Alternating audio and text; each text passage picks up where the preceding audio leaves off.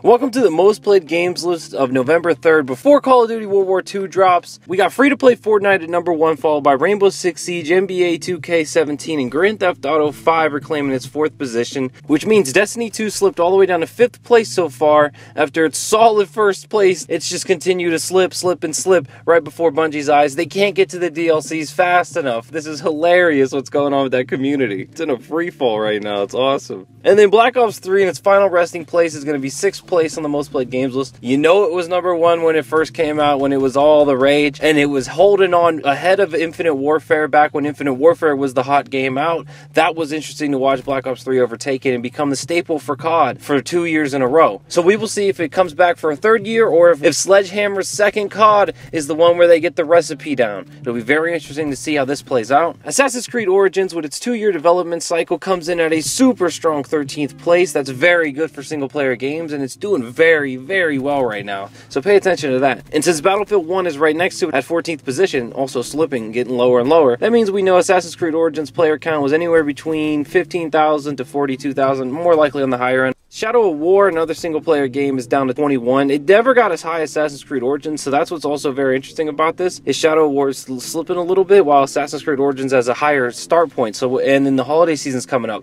This is also going to be interesting to see what happens with these single player games in the holiday season. Will they continue to just stay here? You got Star Wars Battlefront at 33, which means we know how many people are on it. It's in between 2,000 to 9,000, and so we know there's in between 2,000 and 9,000 people playing For Honor at one point in time because it's also at 32.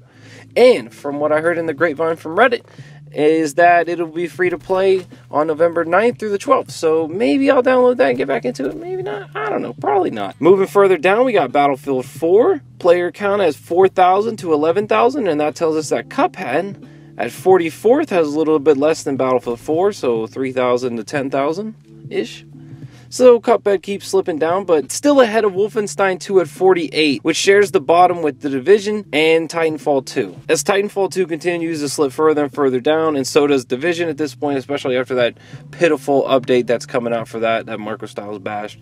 I think it's about time for RIP Division, and it's also about time for RIP Black Ops 3 potentially, as COD is looking to move forward, and that leads me to my prediction. My prediction is if this game is boring, as it seemed like from the beta, then it will flop at some point in time before the first DLC. This game will start to take a hit, and you will see these popular games that are popular now staying popular. It'd be very interesting to see what happens when Fortnite continues to be such a good game at free-to-play and Call of Duty $60 that people are going to pay and be disappointed. Will they go back to Fortnite? Because Fortnite is freaking killing it. Rainbow Six Siege isn't even fair. Call of Duty has to compete with elite games that are specifically different from other games. That is something that they never had to compete with. Everybody was copycatting them back in the day, but guess what? Times have changed. Now we have great games at the top. Pay attention to this. This is very interesting to see if Call of Duty is now dead.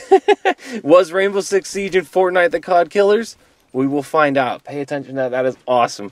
And thank you for watching. Pay attention to the YouTube channel. Pay attention to you. What up? What are your thoughts on Wolfenstein coming in at very low and Assassin's Creed Origins coming in at very high? That's very crazy right now. I didn't get either one of those games, but did y'all? Let me know what y'all playing. Peace out.